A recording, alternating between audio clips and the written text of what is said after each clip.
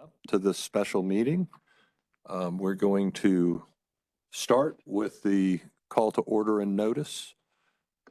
North Carolina General Statute 138A15 mandates that at the beginning of any meeting of a board, the chair shall remind all members of their duty to avoid conflicts of interest under this subchapter.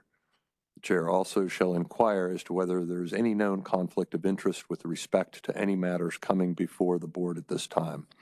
So does anyone have any conflicts that we need to know about? Mr. Keene? I do not. Thank you. Okay. Seeing nothing else, we'll move to the agenda, our first action item.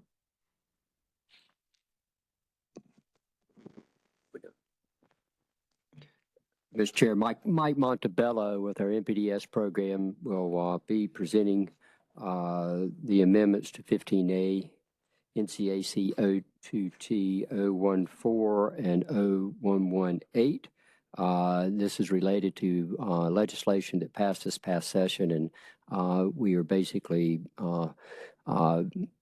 communicating, putting the statute into the rule to comply with statute that we're already complying with. Michael?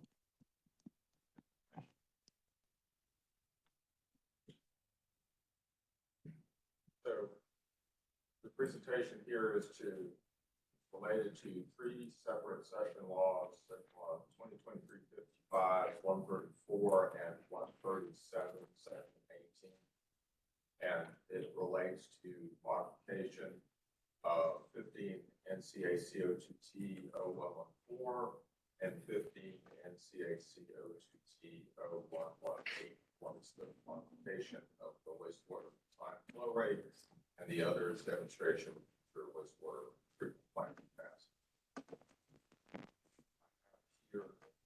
Mr. Chairman, respectfully, this is Steve Keene. I cannot hear the presenter. Okay, give us a sec. I'm good. I can barely hear him. If he would speak louder and closer to the mic. Thank you. Okay, so I will try this more. So this is an example of the session law 2023-55, the dwelling unit flow rate expansion. This is the section law items that were added, the two sections, and then a new section related to permitting capacity for unbuilt treatment systems. Excuse me just a second. Steve, are you hearing us okay now? It's perfect. Thank you. Okay. In addition, there was session law 137, where one section of the original session law 55 was split into two portions. This is the F3, 1 and 2. Those are the description of the items that are there. And then session law 137 actually identified the implementation, how these session laws were supposed to be put into rule in terms of where they would go in the 15 NCAC requirements. In addition, there's also a budget bill adjustment, GS 143-215.1, that was session law 134. There was another minor adjustment of one of the sections of the session law items to add an extra paragraph or extra sentence to that. So we're here to talk about two portions of subchapter 02T. One is 02T 0114, which is the wastewater design flow rules, and the other is NCAC 02T 0118, which is demonstration of future wastewater treatment plant capacity. What you have for the first section is on 02T 0114, we're striking out the first item, and we're replacing it in its entirety with the words directly from the session laws. In addition, we also have 02T 0118. We are striking the original paragraphs associated with demonstration of future wastewater treatment plant capacities. and we're replacing in its entirety with the words exactly from the session laws as they were modified. So what does this do in terms of what actual actions? So for dwelling units, the flow rate will now be 75 gallons per bedroom. There is no minimum number of bedrooms. The change applies to all sewer and non-discharge projects which have 2 or more units. It doesn't apply to single-family homes or non-discharge permits for single-family homes. On or after November 1st, 2023, all permits that would be issued must use this lower flow rate of 75 gallons per day per bedroom. And the Division of Water Resources has already implemented these conditions, and all application forms were updated and reflect the changes that were in the session laws. There's also provisions that have been made in our permit applications to implement the portions of the session law related to allocation of permitting capacity for unbuilt treatment systems, which is part of O2T 0118B. The tentative schedule that we have, bringing this to the EMC on May the 9th, and then the following schedules associated with the public notice in the register, the public hearing, comment period, and request for final approval estimated in September of 2024. Effectively, we are simply implementing exactly the wording from the 3 session laws, replacing everything that we have, putting the new words in its place. Do I have any questions?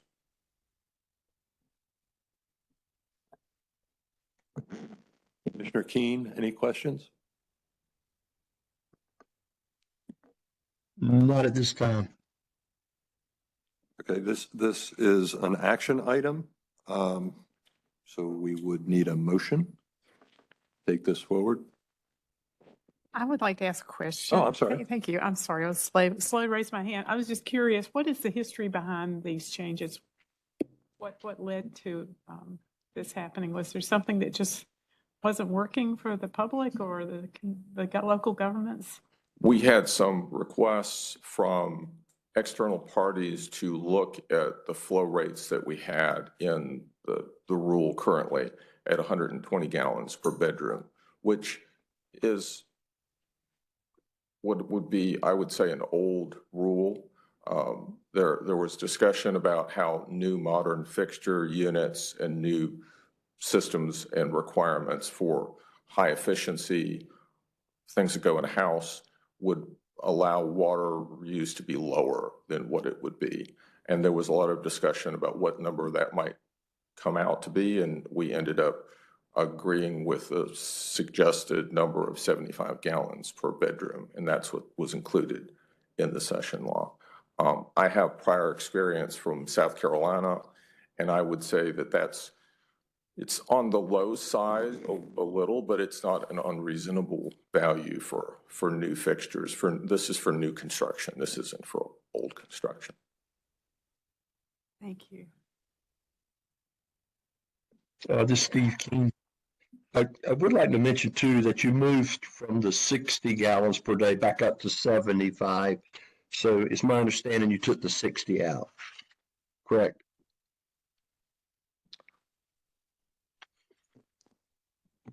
That's per day, per person.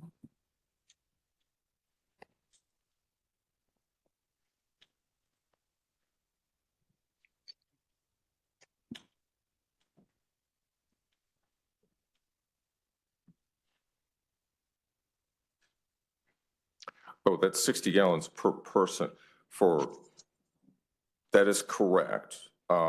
However, we're talking about 75 gallons per bedroom as opposed to 60 gallons per person per day.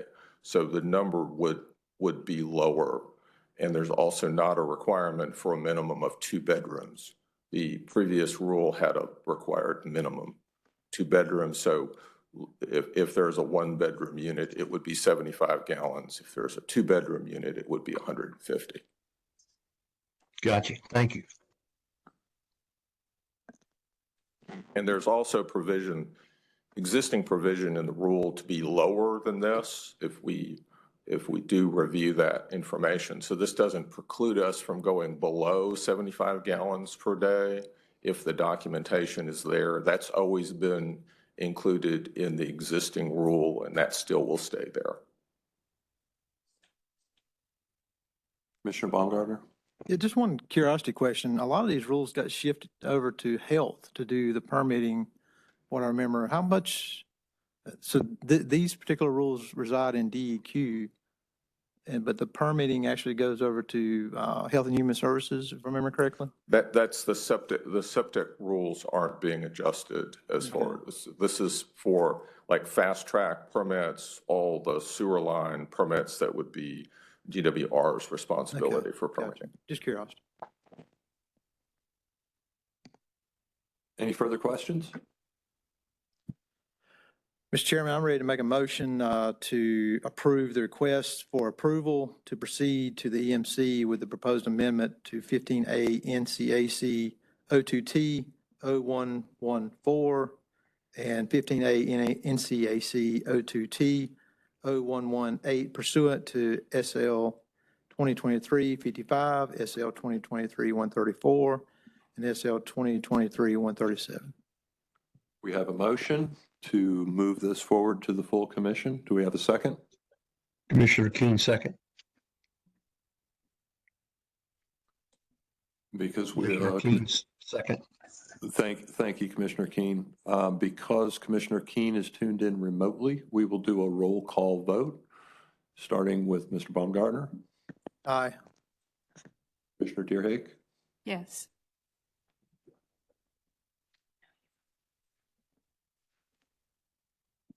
Commissioner Keen, Yes. and the acting chair votes aye.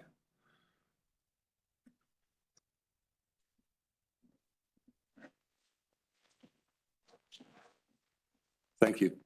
Thank you. Moving now to information items. We'll start with updated RIA for the wetlands rule. Yes, Mr. Chair. Michael Pachetra, Deputy Director for Division of Water Resources, will do the presentation, and he'll bring the revised RIA up for discussion.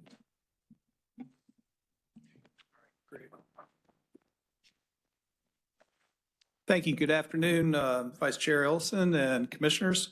My name is Michael Pagetra. I'm Deputy Director with the Division of Water Resources, and I'm here to present the updated RIA for the Wetlands Rule. It's the information item on the agenda. In March, you requested some deletions and then voted to move forward with this item.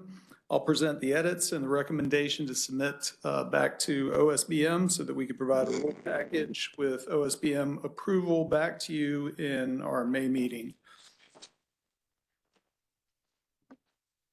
So the regulatory impact analysis that we have on the screen, the front page is basically the same from what was reviewed in March. So we'll scroll through that. We have the rule citations, the authority, impact summary, state government impact, none beyond the effect of Session Law 2023-63, local government impact, same, private sector impact, same, none beyond the effect of Session Law 2023-63, and substantial economic impact, no.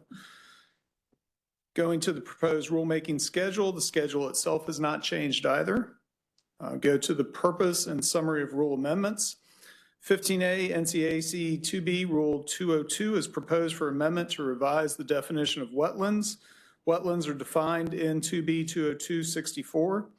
The proposed rule amendment is required by Session Law 2023-63, Section 15D, which requires the amendments to be substantively identical to the implementation requirements set forth in the Session Law under Section 15C.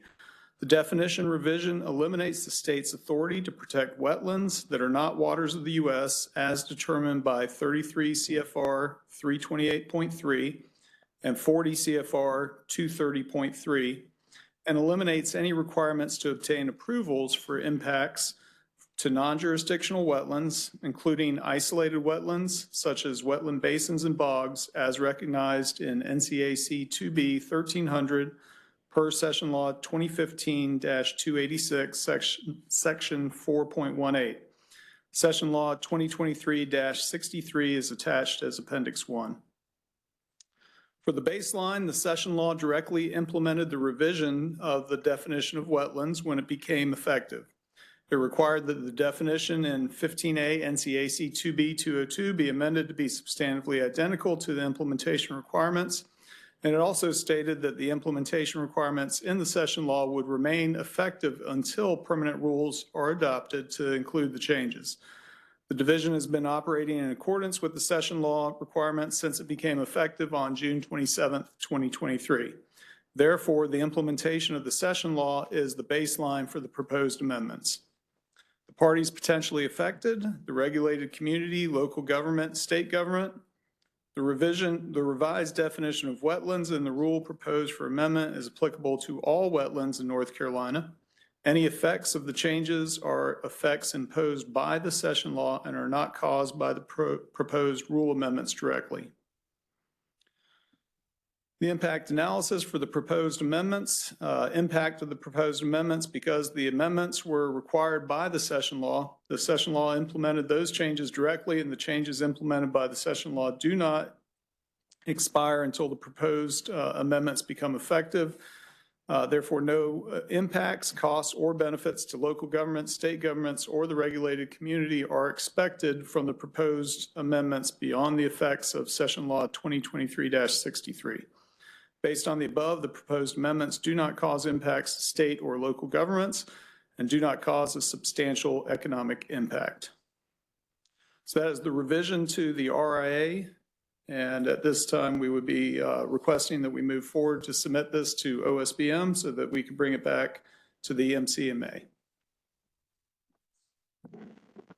For the record, Commissioner Yarborough is tuned in remotely. Mr. Chair, if I got a question. Sure. Commissioner Baumgartner. I think you did a good job by meeting what we asked to be dropped, but Yes, sir. you guys added another paragraph on page 2 in the proposed summary rule amendments. What was exactly the purpose for adding that paragraph? What does it do in the department's eyes by adding that paragraph? Yes, sir. So in department's eyes, it provides just the full context of the Session Law and the effects on the rules. It also stems from last year as presented to the EMC in the September meeting. Previous EMC commissioners and chair had requested clarification from the department, and a memo had been issued from the Department of Justice to the EMC regarding the effects of the Session Law. And so this just captures that within the RIA. I'm not exactly sure the necessity of that addition into this RIA. In my opinion, the documentation that was completed at the September meeting kind of stands on its own. There's plenty of provisions and aspects of what's going on in this that gets to the point without adding that particular paragraph. But that's my comment. Thank you, Commissioner Baumgartner. I think it's important for the long term to have historical context, which is basically what this is, plus also the need to cite the Supreme Court decision that led to this revision. I think without this record of history, it could be confusing in the future. But I also want to just make a comment. I think I made it last time also. Because this action is defining the new Session Law directive as baseline, the number of isolated wetlands and the ones that now fall out of the new jurisdiction are not being captured to ignore their natural resource value, the economic value to the state, I think is a concern, a very big concern of mine. I understand why the staff is saying because we have a new baseline, we can't put a value on it. But I do encourage the scientific research community or any of the economic research community to be certain the public is aware of the value that is being eliminated, the value to our state that's being eliminated by not having these wetlands protected. Thank you. Thank you. Any questions or comments from Commissioner Keene or Commissioner Yarborough?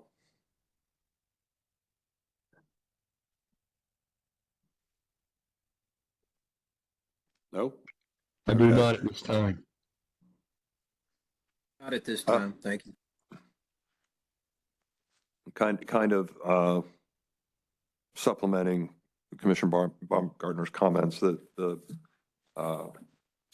it's not necessarily that this rule prevents protection of certain areas. I think it prevents the department from regulating certain areas. And I would just note that distinction and that there are other protections in place. So thank you for the presentation. Any further questions? Okay. All right. Thank you very much. Information item 2, update on the study of narrative standards as required by session law. Karen Higgins, Planning Section Chief, will be presenting this to you. Karen?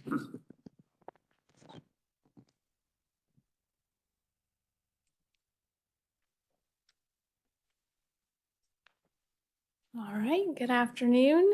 So I did present an update on this study in March. There wasn't quite enough time to get through everything, so this just kind of captures that last bit that wasn't covered in March. So as a reminder, Session Law 2023-137 directs the EMC to do a review of 15A and CAC 02B 0208. Those findings are due June 1st, 2024.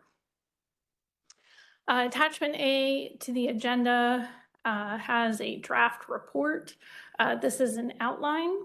Again, in March, I covered the background and most of the draft findings. So that blue dashed line is kind of where things ended and where we'll pick up today. So this session law directs an examination of requirements established by EPA for developing narrative water quality criteria, as well as any discretion given to the states to set standards and criteria. So in response to the 1987 amendments to the Clean Water Act, which requires states to adopt criteria for toxic pollutants, EPA developed guidance for states on how to comply with this new effort. EPA provided 3 options, and the EMC adopted options 2 and 3 from that EPA guidance. In 1991, EPA fully approved the criteria for toxic pollutants adopted by North Carolina as compliant with all federal regulations. Since 1991, North Carolina has continued to operate under options 2 and 3. This is in accordance with current federal regulations and with EPA approval. EPA's most recent approval was in April of 2020. So just kind of going through a couple of the current federal regulations. 40 CFR 131.11A1 talks about water quality criteria in general. So it talks about states must adopt water quality criteria that protect designated uses. North Carolina has done this. We have water quality criteria in 15A and CAC 02B 0200. They didn't list out all the different rules. There's several of them that cover that, but it's in that section of 0200. For waters with multiple use designations, the criteria shall support the most sensitive use. And we have done this through the EMC's classification schedule. And I just provided an example that you could have a particular parameter that has different standards based on the different uses. So if it is not a drinking water, then the standard is related to aquatic life. If it's drinking water, then we consider human health as well. So it's just an example to explain how that works. The CFR requires that such criteria must be based on sound scientific rationale and contain sufficient parameters to protect those designated uses. So again, North Carolina's standards have been reviewed and approved by EPA. And I just put up the regulation in 40 CFR 131.5 that states approval means EPA has determined the state has adopted criteria that protect the designated water uses based on sound scientific rationale consistent with 131.11.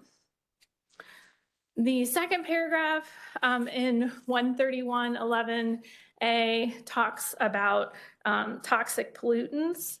So it talks about states must review water quality data and information to identify where toxic pollutants may be adversely affecting water quality or the level of toxic pollutants are at a level to warrant concern. So North Carolina, we collect a lot of data. Again, I didn't provide a list, but we collect data on our own. We have municipalities that collect data.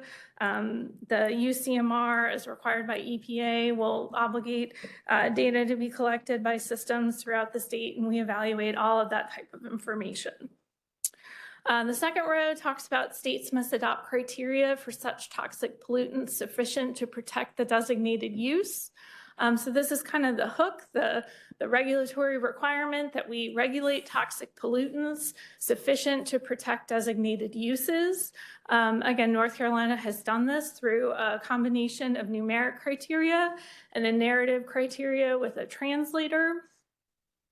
So that's how we have and continue to do so in North Carolina with EPA's approval.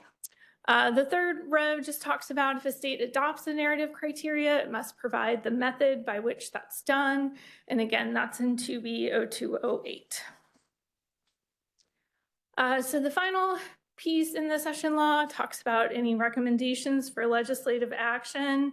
As the state surface water quality standard program has been repeatedly reviewed and approved by EPA pursuant to 40 CFR 131.5, there is sufficient authority provided to the EMC to comply with the state obligations under the Federal Clean Water Act to adopt, review, and update water quality standards and criteria. And with that, I'm happy to answer any questions over this or what I covered in March, as long as I can remember.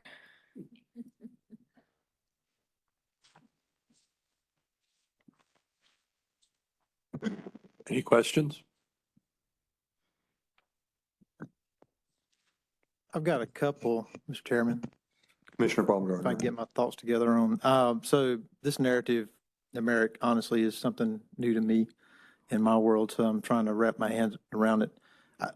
So the report itself is supposed to stand on its own as far as describing narrative and numeric and kind of give that description back to the General Assembly to define what each one of them is, correct?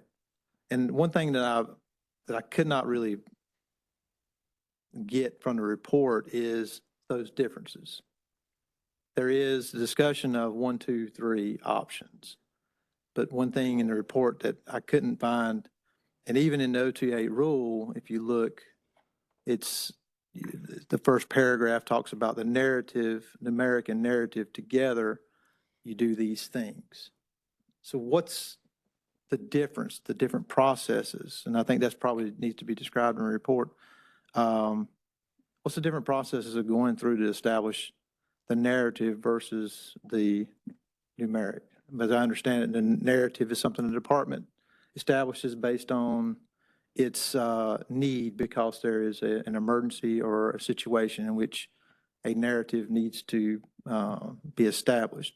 Numeric goes through a different process of discussion from this commission.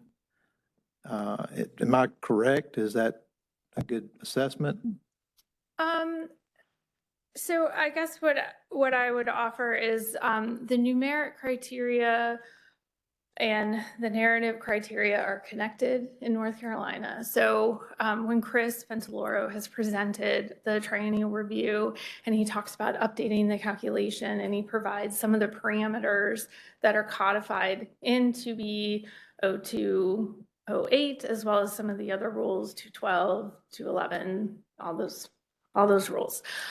Those follow that same calculation that we have. So we have authority under the Clean Water Act to adopt EPA's National Recommended Water Quality Criteria, which they publish those values, or we can run it through our calculation and adopt it that way.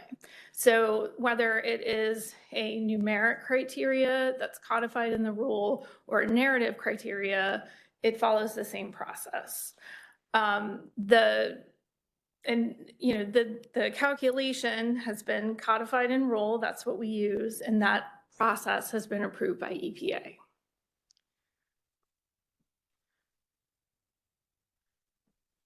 Okay.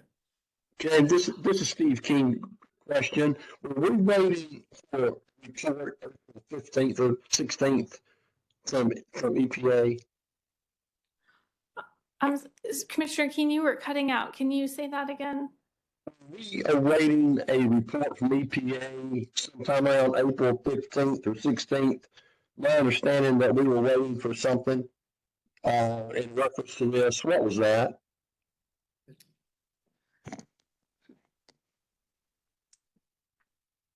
I'm not sure. I'm sorry. We're still having trouble. He was saying that he thought you all were waiting for a report from the EPA around the 15th or the 16th, and what happened with that, or what was that? Is that correct, Mr. Keen? Yes. Okay. There's no report. I'm not sure what report that is, but no, there's no report coming from EPA related to this. The session law was just at the state level. Thank you. Thank you. Sure. Commissioner Yarborough, any questions? Not at this time. Well, Commissioner Tierick, yes. Well, I'll ask Ms. Higgins to take a moment, if she would, to explain the value of having these two approaches to water quality protection for designated uses in the state, and the division or department's views on the need for having both and the appropriateness when it is time to move from one to another, if it is. Yeah, so I think one of the things that this approach allows North Carolina to do is to respond to issues within our state as they arise.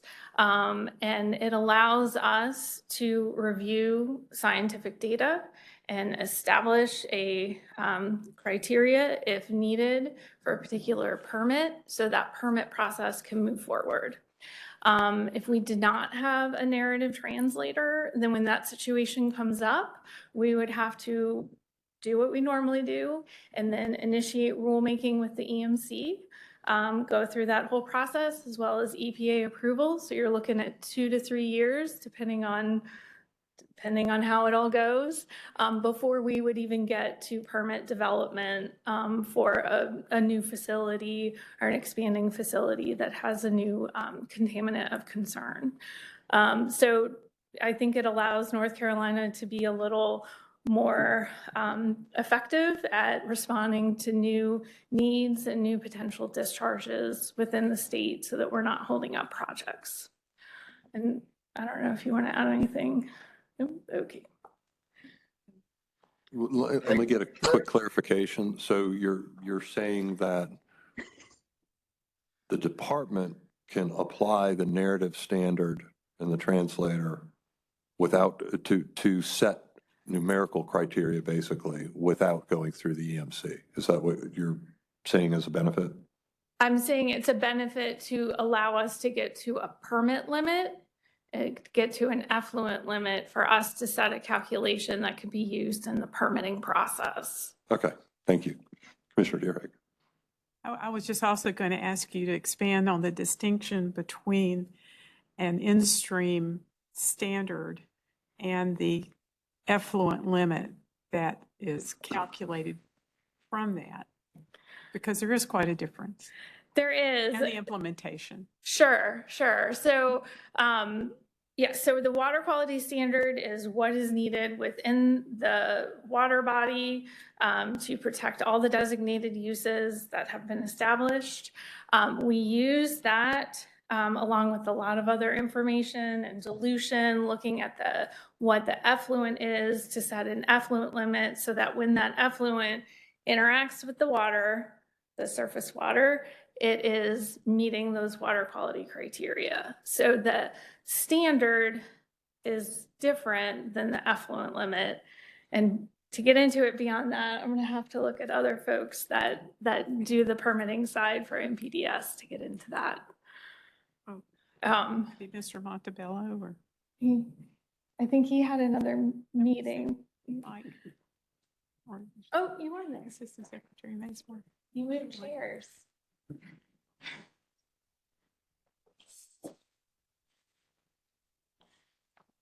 So for permit limits for different types of pollutants, you would determine where the discharge is and whether you're looking at an aquatic life pollutant or whether you're looking at a human health pollutant. And if you're looking at a human health or drinking water issue, you would be looking at a location where that drinking water needs to be implemented. And so there's different flow regimes that might occur.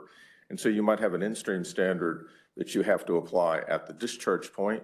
There also might be a standard that you might have to apply somewhere further down the receiving stream to protect for a drinking water source that may be down at that location. So the effluent limit eventually will be created so that the in-stream number is protected. But the setting that effluent limit is part of the permitting process that has an associated implementation plan with it, correct? And they are not equal. One is not the same as the other because there are many factors to consider, as you said, going from the in-stream value to the effluent value. That's right. And there is provisions in the Clean Water Act and the federal regulations to provide additional flexibility on the implementation side, looking at variances, compliance schedules, and things like that. When you're dealing with a permit, less flexibility is given when establishing the standard. Absolutely. Mr. Chairman, this is Steve King. Commissioner King. I hate going virtual. I just apologize. May got ahead of myself a few minutes ago, carrying on April 15th. It was my understanding that we were expected to hear something from the EPA proposed drinking water NCLs for PFAS. That was my questioning, and through just what I heard then is that evaluating how certain chemicals, and there are many of them, get into the source water. I guess with the goal of working with upstream sources to reduce contributions from that point. But regarding the PFAS and for other drinking water issues, then my thought is doing these numerical pieces and looking at the narrative standards in all, including PFAS moving forward for drinking water, to minimize those PFAS levels. That I guess that's where my thought was going when you mentioned the EPA, because I know that's a big part of what the EPA is looking at now for those standards in PFAS. Can you add anything to that?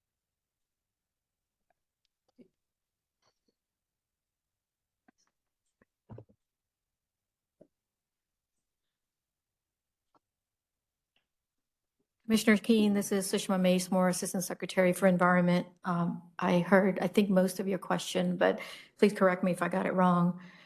Starting with the EPA's proposed national primary drinking water standards, they are finalizing that, and we expect that announcement to happen this week.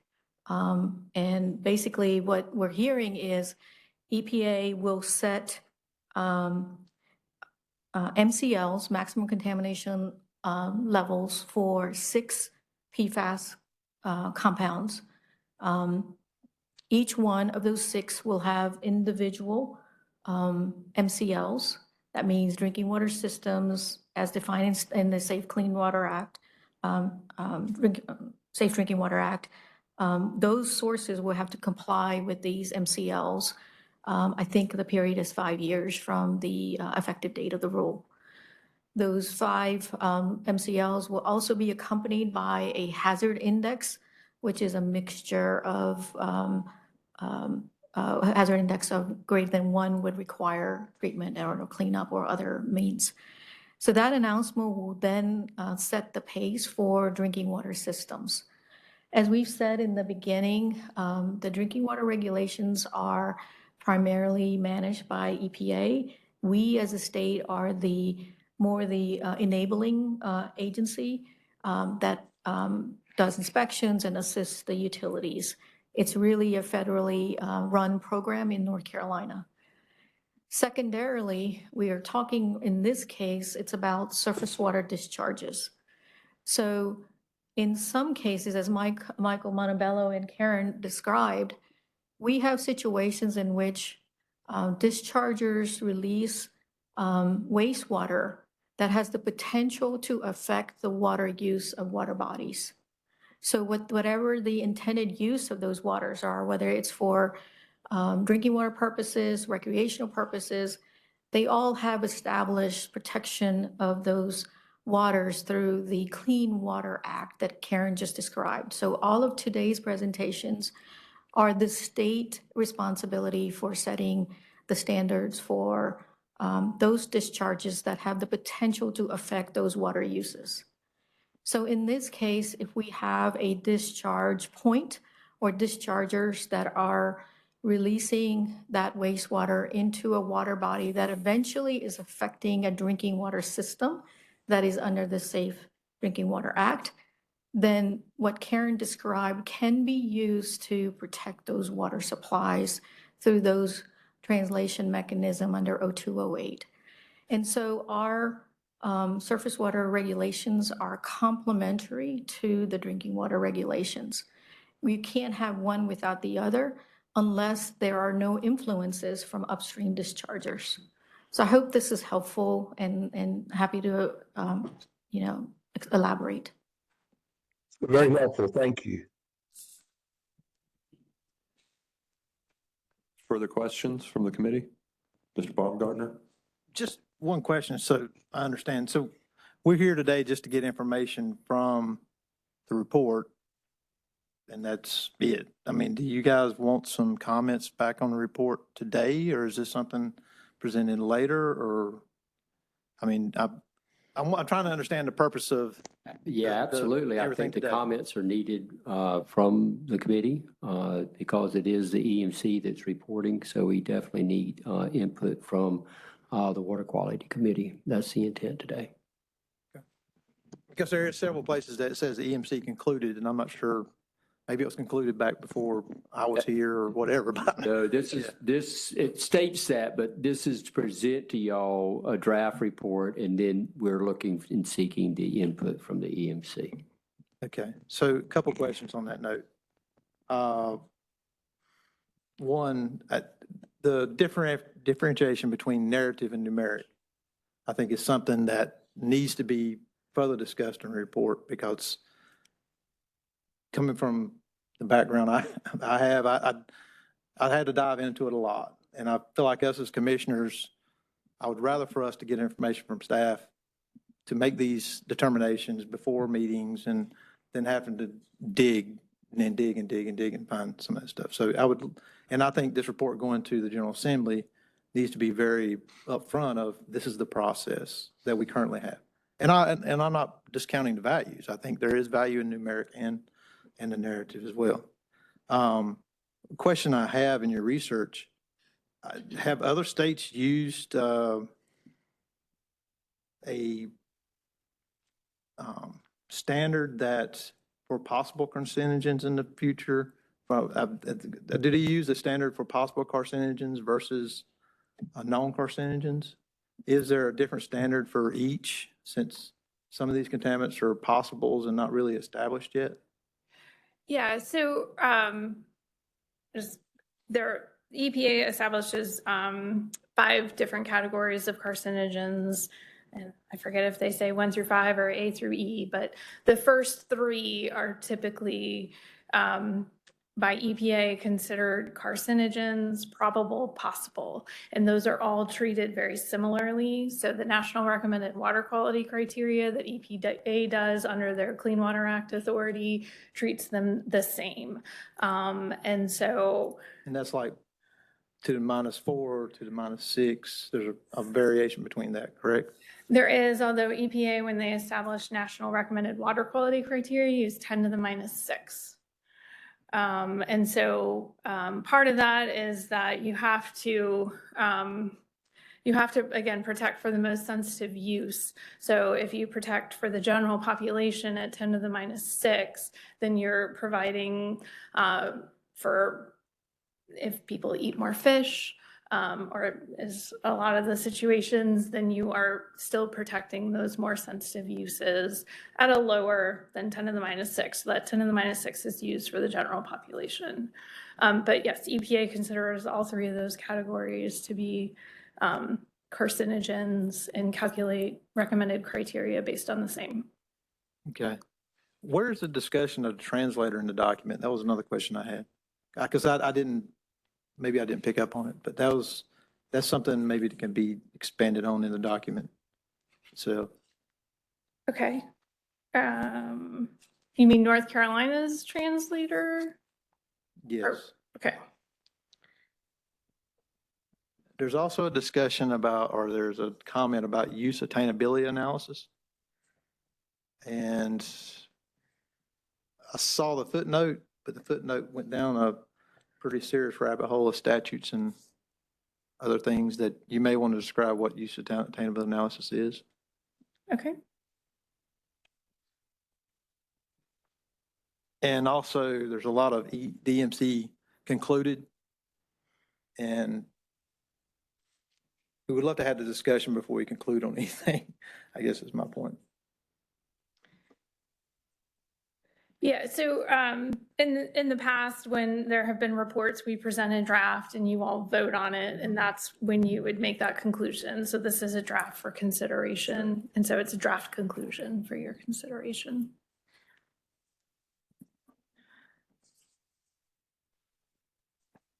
A question about the translator. What flexibility do we have in with the translator? Is there just one equation for drinking water and one equation for fish consumption, or do states have any flexibility in determining that translator mechanism? So I'd say states have some flexibility. It has to go through EPA approval. So I have been looking at it. I've seen some states split out the fish consumption values based on different trophic levels, for example. So it's not significantly different than North Carolina's, but it has a few more letters and inputs for different, like I said, different trophic levels is what I've seen. I've also seen some states in non-drinking waters account for incidental ingestion. So there are things like that can vary across states. I don't know if that. Could you, not off the top of your head, but could you provide us some examples of some of the different ways other states calculate the different equations, what some of those other variables are? Yeah, so I mean, in attachment A, there are a few different states. I focused a little more on Region 4, and then after our discussion last week, I added a bit of information on Maryland, Michigan, Rhode Island, and Minnesota. So where there are narrative translators in their rules, those have been provided. So if states do it through permitting or through policy, it's just listed as it's not codified in the rule. So for the ones that have it codified in the rule, at least for Region 4, and then, like I said, a couple other states, that's in the report. Okay, thank you. Another question. My computer's not functioning correctly. Your last slide, I think it was, about sufficient authority, the state has sufficient authority. Is that specifically the EMC has sufficient authority, or the state as a whole has sufficient authority? One slide up from the questions. Yeah. So the authority has been given to the EMC and the department in statute. I'm not sure. I made a distinction between the state and the EMC, but EMC is the rulemaking authority, and that's what we take through the process and submit to EPA. And we have been able to successfully adopt, review, and update our water quality standards for quite some time. If we didn't have authority to do so, EPA would have questioned us. So to underline the point, the EMC has sufficient authority to review and update water quality standards and criteria as the EMC deems appropriate. Yeah, I mean, I don't have all the statutes in front of me to see what says EMC versus North Carolina versus DEQ, but yes, we North Carolina have sufficient authority. And if I may, I mean, Moses went on the mountain a long time ago, but in 1989, the EMC went up on the mountain and handed these directives down. And there's no legislation or other action. It was the EMC that we reference. In this report, it feels like 100 times. So that EMC is no different than this EMC. And that's, I'm just trying to underline the point. And in a historical question, there was an attorney general's opinion related to the 1989 version of the rules. Do you know if that was antecedent to the rule? So yeah, that was, if I remember right, there was a study group put together by the EMCs before they adopted the rule, and I believe that went to the study group, but The attorney general's report went to the study group? it was, I think it was a letter. Okay. But And that would have been in between the study group and the EMC promulgating the rule? I think it was as part of the study group's review as tasked by the EMC. They had that input from the Attorney General's office, and I believe that fed into the study group's recommendation. Okay, thank you. Absolutely. Commissioner Keen, Commissioner Yarborough? Either, both? Mr. Chairman, can you hear me? I'm unmuted. I'm not sure you can hear me. It's a little garbled, but we're following pretty good. Okay, in reference to the North Carolina General Statute 143-214.1D4 states that the EMC should consider economic and social costs when revising existing or adopting new water quality standards. It goes on to say the Attorney General's office also stated that standards which are set contrary to the Clean Water Act requirements are subject to disapproval and promulgation by EPA if not corrected. That's where I'm understanding on the draft on page 5. when the EMC requested guidance from the Attorney General's office on the responsibility and authority of the EMC to investigate the social and economic costs of proposed standards. Thank you.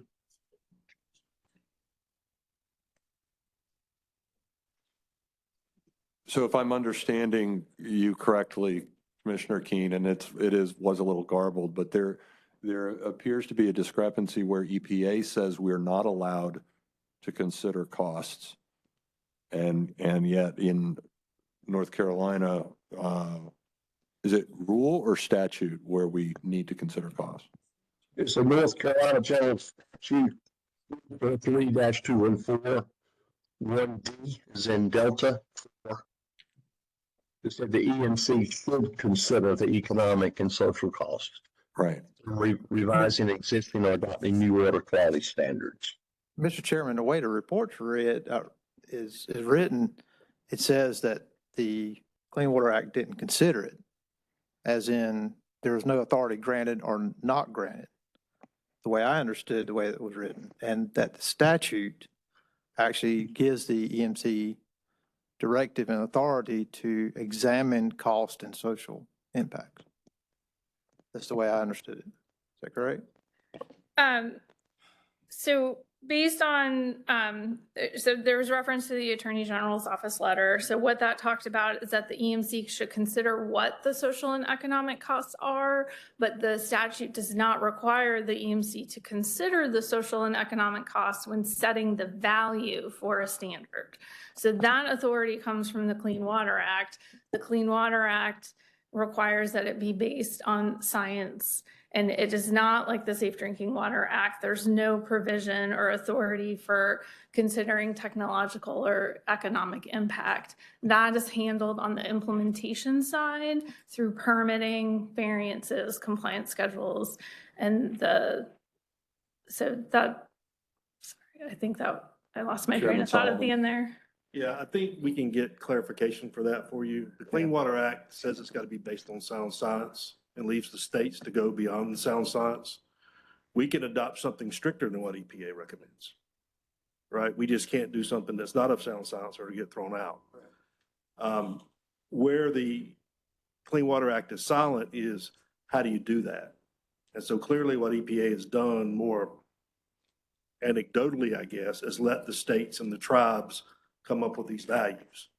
And hence some of these states have come up with 10 to the -5 numbers and some with 10 to the -6 numbers. They've come up with different numbers. So something's at play where the different states are finding the same science and EPA is approving it, but yet they're coming out with different values. And so we can look into that more for you. There is and I'll get that for you, Karen.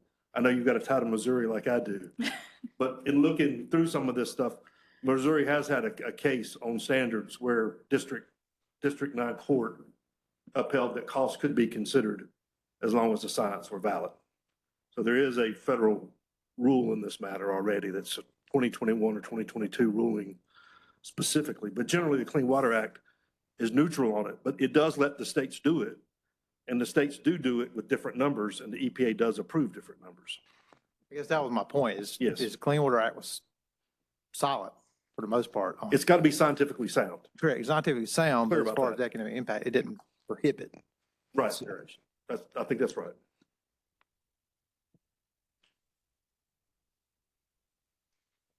Any further questions or comments?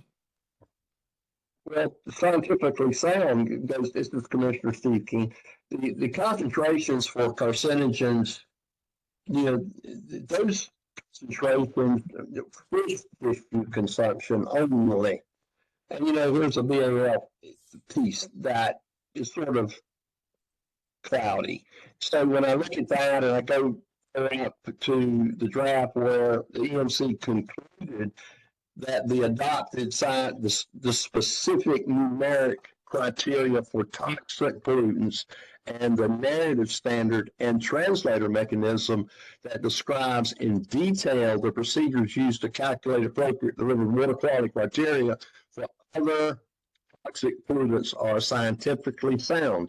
So that may be a cloud for me, especially with 1.4 dioxin and PFAS and all that's going on, and finding water quality, the safety of water quality criteria and balance in this whole act, then scientifically found, are we there? That's my question. Karen, any comment on that? So is the question, and I apologize, I'm doing my best, is the question about is the inputs into the calculation scientifically sound? If that's the question, then yes. So the rule specifies the sources of information for all the different inputs. Those are based on extensive scientific studies. They go through extensive peer review. There's very strict guidelines for EPA to follow to publish these values for use in all types of regulations, not just surface water standards. So those are the inputs. As far as the calculation being scientifically sound, it has been reviewed and approved by EPA as being scientifically sound per the requirements of the Clean Water Act. So I hope I answered your question, Commissioner Keene. Chairman Solomon, let me try to answer a question for you, Steve, if I can answer it a different way. Commissioner Key, try turning your volume down a little bit. That might help our reception. I think he's too high up and garbling his own mic. Yeah. Commissioner Keene, I would say this, and I'll sum this up in a different way. When we saw, and again, 208 is part of the training review. It's part of 14 docs, and it'll be part of PFAS. Okay. So when it came to us in November, we didn't have 14 docs in the training review. When it came to us in January to approve, we had moved our traditional fish consumption number from 80 to 73. Right. Then at our last meeting, we went from 73 to 40 because we found a different equation. And so that raises concern in my mind, and Chris Vinalaro said that, we found a different, but all of a sudden we went from thinking we had nothing in there to dropping 8% to dropping 50%. And it even raised questions in my own mind about where we pulling these equations from, because those equations aren't in federal rule, they're in federal policy. So I think to Commissioner Keene's point, to bring it full circle is, and Commissioner Baumgartner, you said this in the beginning, there's some very fundamental things that this committee's been asking through this session that I've heard. If we're asking it, our audience is the General Assembly. They're asking it. So to Commissioner Keene's point, when we say sound science and Clean Water Act, what do we mean? What does that specifically, policy, legal, whatever does that mean? Because the General Assembly needs to know that. And whether it's the training review or 14-dioxane or PFAS in the future, they're going to ask that question. And we need to be able to give them a good answer. And this report, fortunately or unfortunately, is all about the narrative standard in Rule 208, which is common to all. So this is the place to do it. And listening to y'all's questions, there's just a lot in my mind that said, if y'all are asking these questions, and I think some of y'all have been coy because some of y'all know the answers to some of these questions, I think, but the General Assembly is going to have the same questions. So I think we need the acting chairman to think about that as we go into June. And if I may, so the 80 to 73 is based on changing the fish consumption rate, the water consumption rate, and the body weight. So those are based on the 2015 EPA National Recommended Water Quality Criteria. So that's where those changes come from. As far as the other change, as part of the triennial review development, we have extensive conversations back and forth with our EPA counterparts, because what we don't want to see is we go through all this rulemaking, we get to the end to EPA, and EPA says no. So we have a lot of discussions with them, and we have ongoing discussions with them. We had discussions with them the last time the EMC was adopting 1,4-dioxane.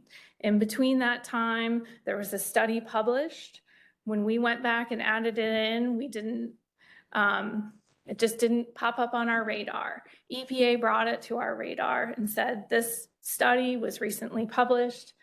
this is what you need to use. So part of that is that, again, that discussion, so that when we bring something to you all, we're not bringing something that EPA is going to disapprove, and then we have to go through rulemaking again. So just to clarify, that's why those changes happened. It wasn't willy-nilly science. No, well, and if I may, again, Chairman, so I just want to say, but the point is to the outside world, I understand there's studies, but those studies are not, and it may be fine, but again, they're not promulgated in rule. They've not had public hearings, they've not had cost numbers done behind them.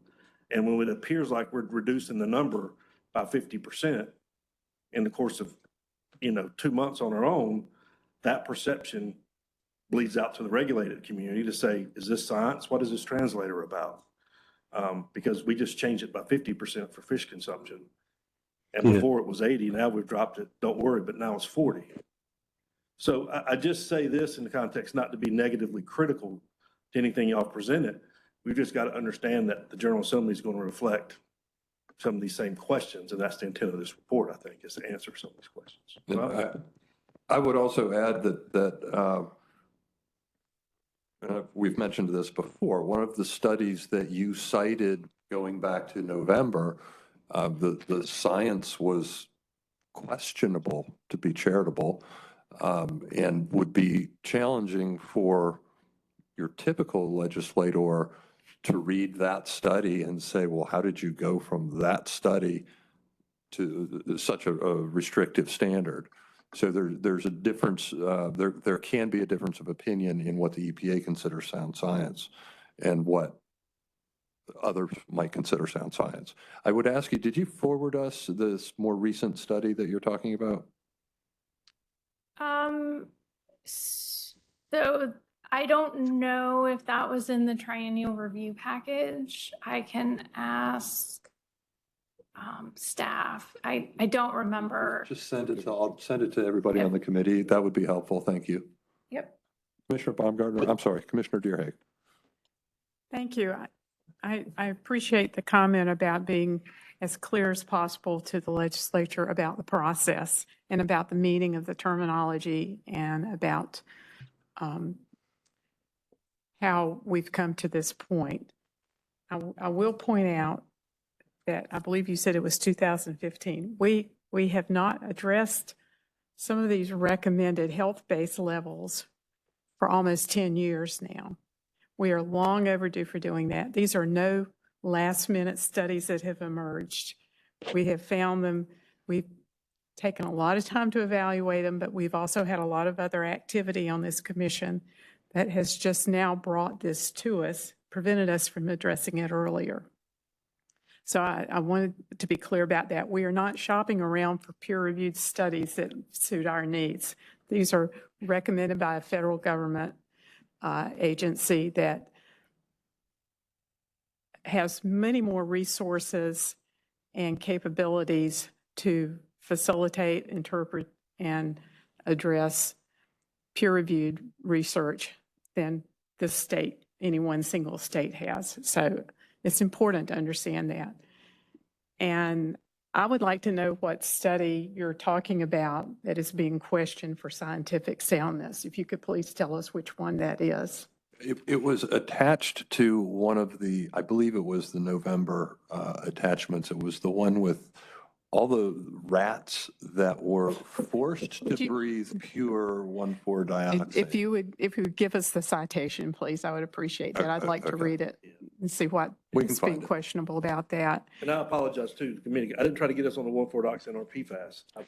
I'm just saying that it is part of the narrative standard. That's all. And Yes. so I do agree with everybody. I'm not trying to sidetrack us, but we have a narrative standard report to write, to finish. So I do understand the importance of stating everything clearly and as plain English as possible. And just one example, I'm glad Mr. Baumgartner was bringing up some specifics. There is one description about the Alabama standard, and the word higher, H-I-G-H-E-R, is used. This is on page 9 of 18. Under bullet 2, sub-bullet 2, Alabama uses options 1 and 3. et cetera, except the fish consumption is higher than North Carolina. I think it needs to be clear, are we talking about it's more stringent, the value is a higher concentration, or the value is a lower concentration? Just be extra careful about clarity on whether we're talking about stringency or concentration. Or, Yep. Okay. that's just one Yep. suggestion. Thank you.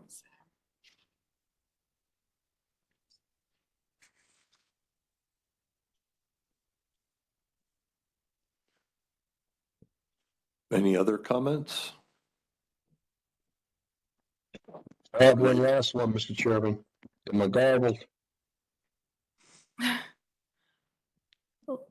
A little, but we'll do our best. Okay. You're on About CD that. radio. Is that better? Yes. Since we're on the draft narrative standard, page 6 of 16, it finishes up at the bottom, protective in human health and the environment. Then it moves into page, the top of the page. My concern is, as part of the report, the EMC reviewed 15A NCAC 02B 208 to determine if the standards and methodologies for establishment of water quality criteria for specific pollutants included therein are protective of human health and the environment. Paragraph A, as the rule states, okay, the concentration of toxic substances, either alone or in combination. And then it goes on 3 or 4 sentences that says the EPA approval of the 23-25 surface water triennial review will result in updated pathologies that were protective of human health.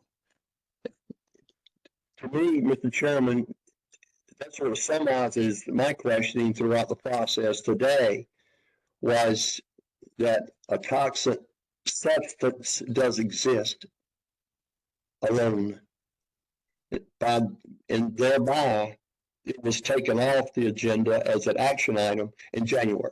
That was 1.4 DOS. And that's why I took it. And we had to go through the process of either doing it alone or making it a part of the whole. And I think that we're in the middle of that. And there lies the triennial review and what we're discussing in just this lane of protective of human health and the environment. So the human health criteria and so forth, be honest with you, that's over my head.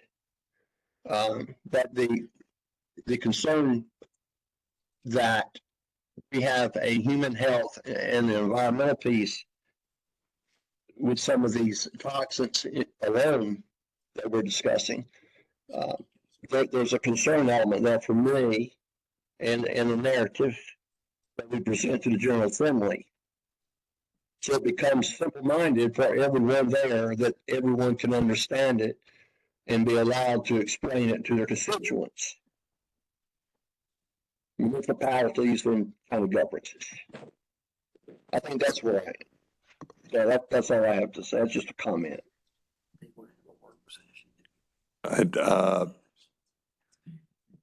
Okay, thank you. Thank you, Commissioner King. Commissioner Yarborough, any comment, question?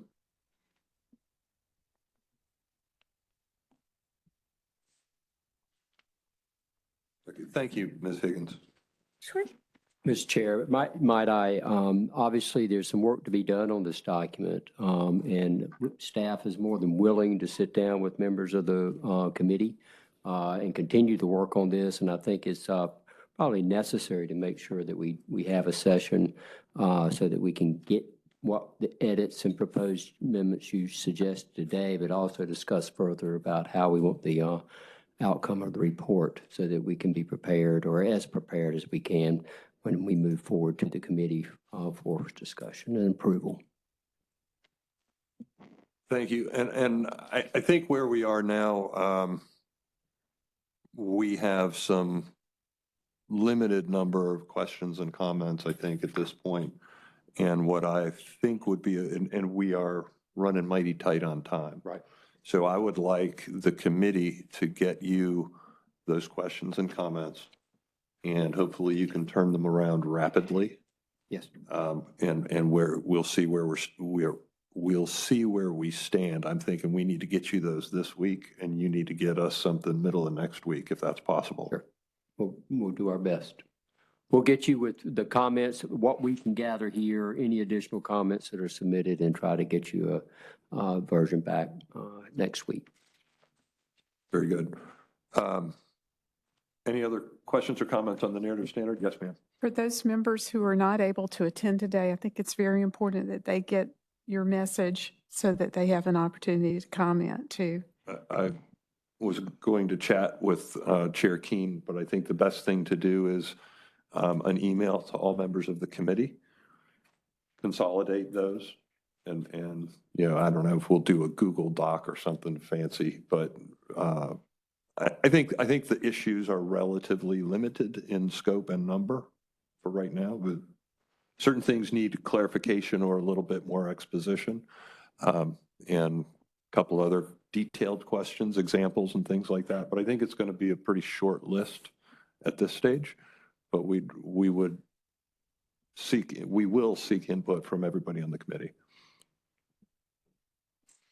With that, we will go to Director Rogers. Director's remark. I have no director's remarks at this time. Thank you, Mr. Chair. Any other closing comments from members of the committee? Thank you, Vice Chair Elson, for stepping in today and filling that gap in my absence. But I appreciate you allowing me to speak and be a part of the committee today. Thank you. Thank you, Chair Keen. Commissioner Deerhake, did you have? I'm glad that we did not have any action items to vote on today because of the voice transmission problems. And I really hope that for our regularly scheduled meetings that people will be in attendance in person. It makes so much more difference to have everyone here and minimize virtual participation. Noted, but sometimes it's just can't be helped. And this kind of a special meeting, and I think it was still good. We got a lot of information exchange both ways, I hope. And it helps. We've got an awful lot coming at the committee real fast, and this kind of irregular meeting helps us to keep as many balls moving up in the air as moving forward. Chairman Solomon, any comments? Okay. This is Commissioner Yarborough. I would like to thank them for allowing this remote. Since this was an unscheduled meeting, I had a trip planned for over a year, and I'm sitting out here on a place that has a very limited signal, and I could not participate at all had it not been for remote. So I would encourage you to allow that when it's necessary. And we concur.